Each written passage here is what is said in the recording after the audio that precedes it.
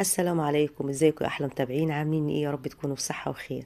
يوم جديد وفيديو جديد. هنحضر مع بعض النهاردة بيتزا بعجينة قطنية جدا وطرية في منتهى الجمال، والحشوة بتاعتها خطيرة.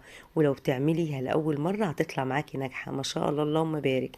الصورة خير دليل. طالعة سواها في منتهى الجمال والحشوة خطيرة. وهقولك على نوع الجبنة اللي تمط كمان معاكي، وهقولك كمان ازاي تخلي العجينة بتاعتك هشة، وازاي كمان تخليها خفيفة زي ما انت شايفة كده. يلا بينا نسمي ونصلي على رسول الله. بس لايك وشير ومتابعة الفيديو للآخر، لأن هنتكلم شوية من حيث العجينة ومن حيث الصلصة. هنسمي ونصلي على رسول الله. وأول حاجة هحضرها هي العجينة. هنحتاج كوباية لبن، تمام، تكون دافية، لأن طبعا احنا في جو شتاء، ومعلقة من الخميرة ومعلقة كمان من السكر، ونقلبها كويس جدا عشان نتأكد من نشاط الخميرة. في الوقت ده هنزل بمعلقتين من الزيت، ومعلقة كمان من الزعتر الناشف، هفركه كده بين ايدي عشان يطلع النكهة كده بتاعته. طبعا الزعتر بيبقى طعم جدا جدا، وبالطعم كمان العجينة البيتزا. هنا معايا كوباية من المية، نحطها على جنب، انزل بربعها واحط الباقي كده لحين استخدامه. في الوقت ده بكون ناخلة حوالي نص كيلو من الدقيق بما يعادل 500 جرام، ورشة بسيطة من الملح. هنبدأ ننزل بالدقيق بتاعنا كده على المكونات، واخدم العجينة كويس جدا. من نجاح المعجنات يا بنات، واحنا متعودين دايما في المعجنات لما نعملها مع بعض، انك تخدمي العجينة كويس عشان تطلع معاكي النتيجة في النهاية بتبقى حلوة. لما قوامها يبقى ناعم كده وبيبقى ملمسها ناعم، اتاكد ان العجينه بتاعتي انخدمت كويس.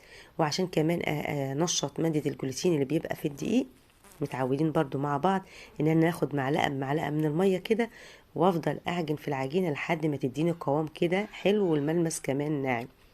تمام كده، ما شاء الله اللهم بارك. تعجني العجينه وتخدميها كويس عشان تديكي نتيجه حلوه. عجناها لحد ما قوامها ونعومتها بالشكل اللي انت شايفاه ده. تمام، خدت معايا كوبايه من اللبن الحليب ونص كوبايه من الميه الدافيه. هنسيبها بقى على جنب كده عشان ايه تختمر، ونيجي نعمل الصلصه. معايا هنا حوالي نص كيلو من الطماطم، حطها زي ما هي كده من عجينه الصلصه، صلصه البيتزا الصح. وبصلايه وكم قرن من كام فص من الثوم وقرن من الفلفل.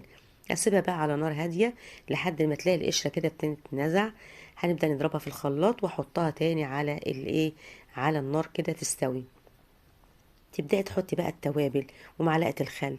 التوابل هنكتبها لك في صندوق الوصف.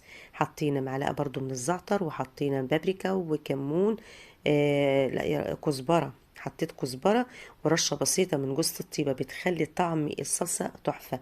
تعال نحضر بقى الحشو. حطينا شرايح بصلايه واحده، وقرن من الفلفل، والصدق بتاعنا حطيناه.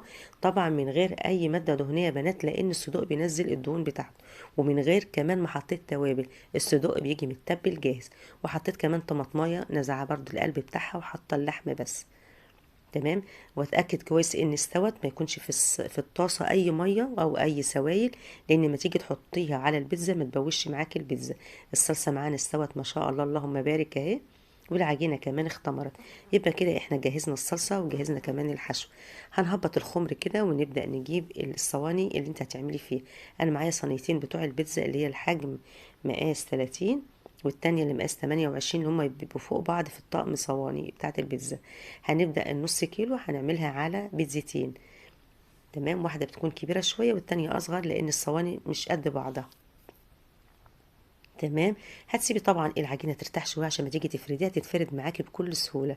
هنبدا بقى نعمل لها حرف بالشكل ده كده، عشان ما تيجي تحط الحشوه تبقى دي شكل جميل، وفي نفس الوقت ما تطلعش بره الصينيه كده. معايا الصلصه، بس قبل ما احطها اعملها بالشوكه عشان الصلصه تثبت والحشوه كمان تثبت على البيتزا. تمام. لو انت بقى عايزه العجينه تكون هشه وعاليه معاكي، بنعجنها كده او نفردها في الصينيه، وتبداي تسيبيها مده دقيقتين 3 هتلاقيها اختمرت معاكي. تمام. هنبدا نحط الحشو. حطينا الصدوق. وفي طريقتين يا بنات للجبنه يقول لك بتمط، كم حد بيقع فيها وبيكتب لي في التعليقات.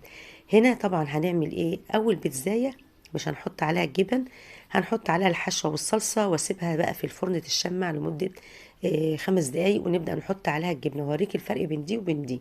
تمام. حطينا بقى الحشوه، وحط اي نوع بقى الحشوه دي بتاعتك انتي، وحطينا الزيتون وحطينا الفلفل.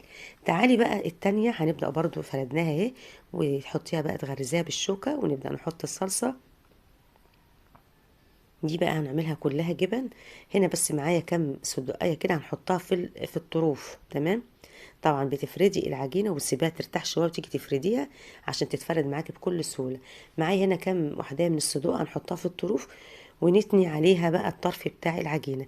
المفروض كنت انا حطيتها قبل ما احط الصلصة، ولكن يعني وانا بعمل كده ابني قال لي حطهم لي، فانا حطيتهم له بقى في الطروف كده اهو.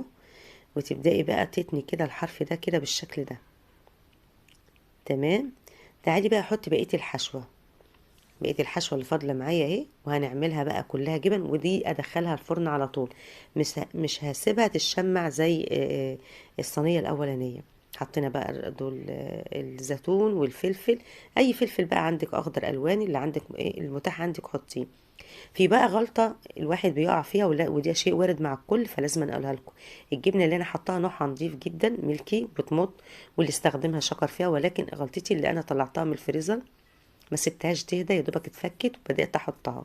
دي بقى ما يعني ايه، يعني بتبقى عايزه تمط ولكن هي بتبقى ساقعه، فسيبيها خالص لما تبقى تهدى وبعدين دخلها الفرن. تعالي بقى طلعت الصينيه اللي انا سبتها تشمع اهي، ونبدا بقى نحط عليها الجبن، ميكس جبن، وحطيت فوقيها بقى موزاريلا اهي، ونبدا برضو ندخلها الفرن.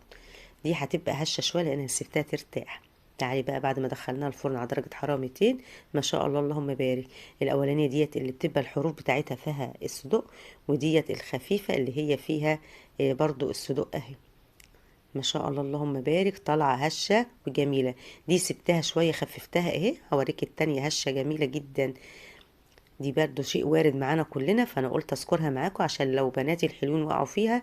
يعني تسيبي الجبنه ما تطلعش من الفريزر وتبداي تحطيها، لا، سيبيها تهدى خالص، وبعد كده هتحطيها هتلاقيها ساحت وما شاء الله اللهم بارك.